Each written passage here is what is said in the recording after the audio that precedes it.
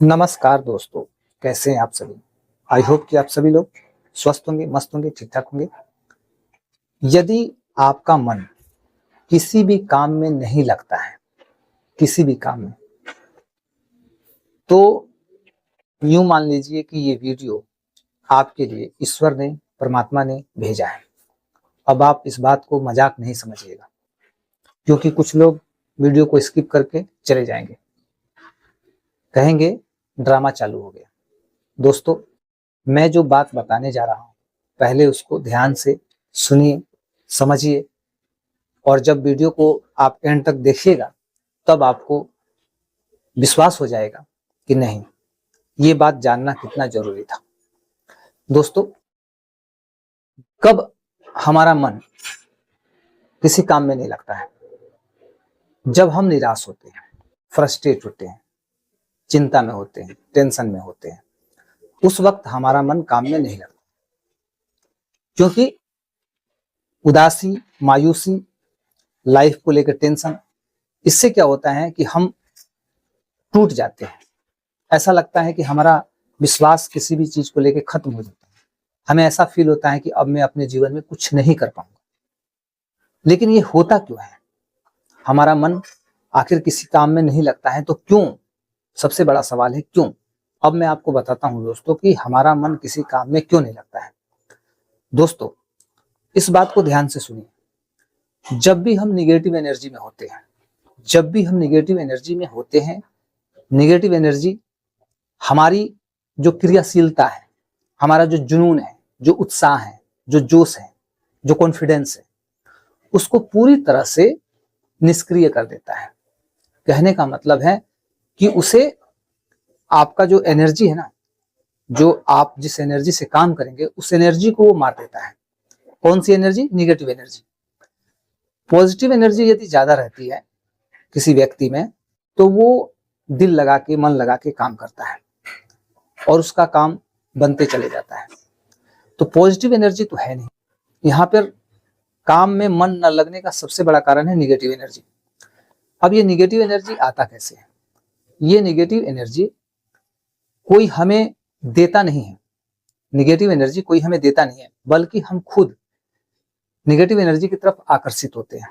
जैसे कि हम किसी भी व्यक्ति से जब बात करते हैं, तो स्वाभाविक है कि बात के दौरान कुछ ना कुछ ऐसी बातें हो जाती हैं जो हमें सुन के, समझ के, फील करके अच्छा नहीं लगता है सामने वाले की बात।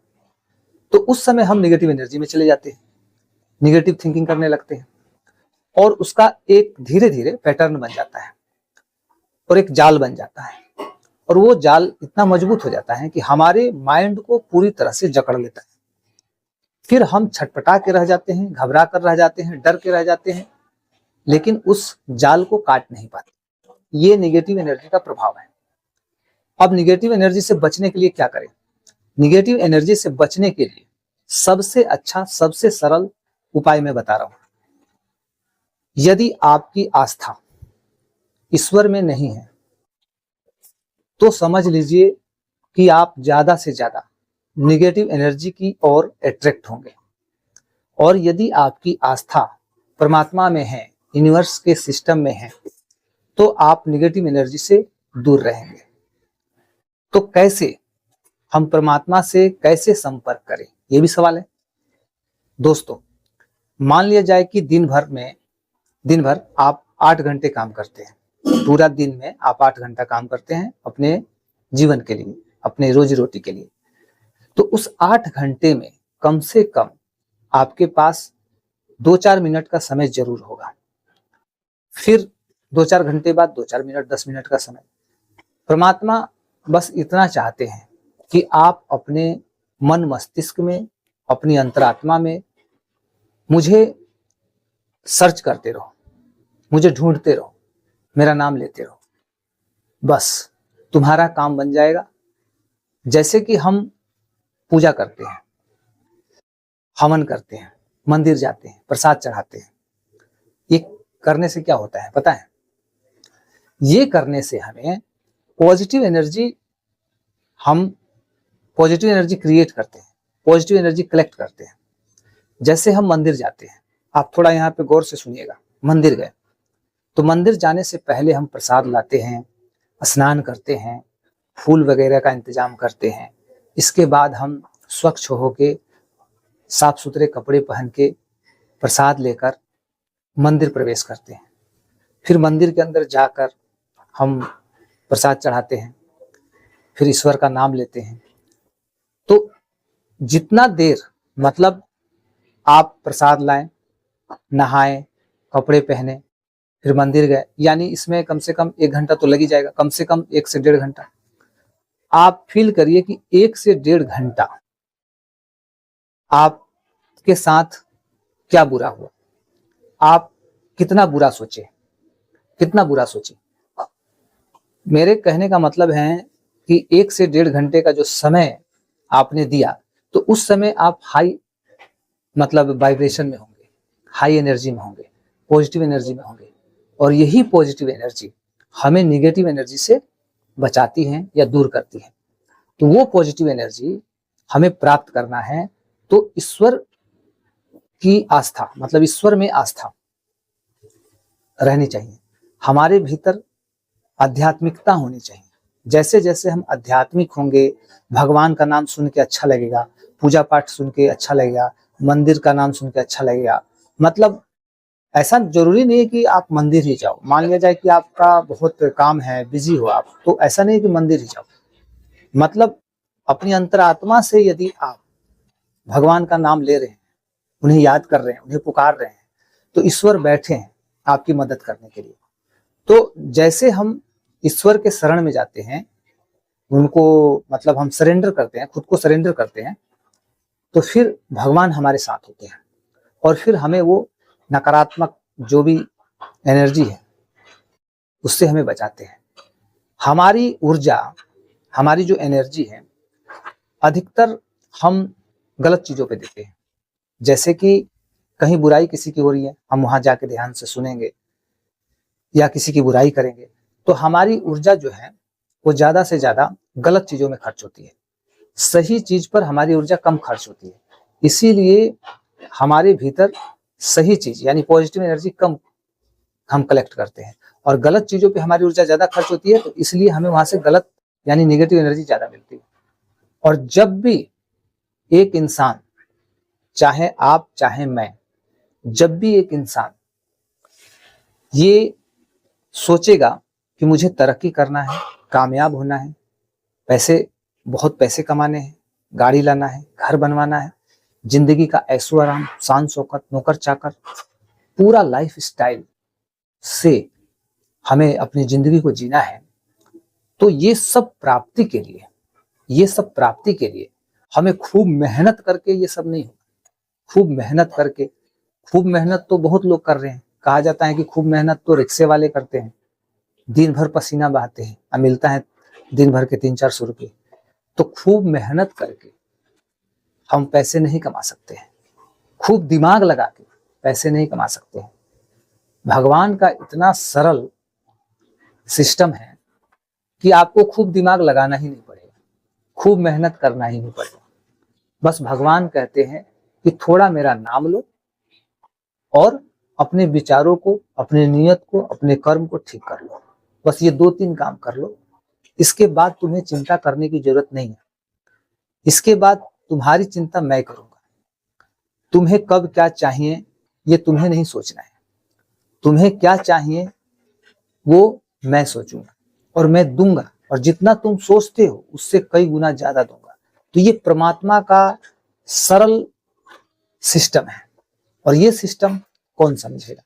आज के डेट में कौन समझेगा? जहां थोड़ी सी कोई बात करना स्टार्ट करता है तो लोग कह देते हैं बस भाषण देने लगे, बस भाषण स्टार्ट हो गया, अब इसका भाषण कौन सुनेगा, चलो हटो।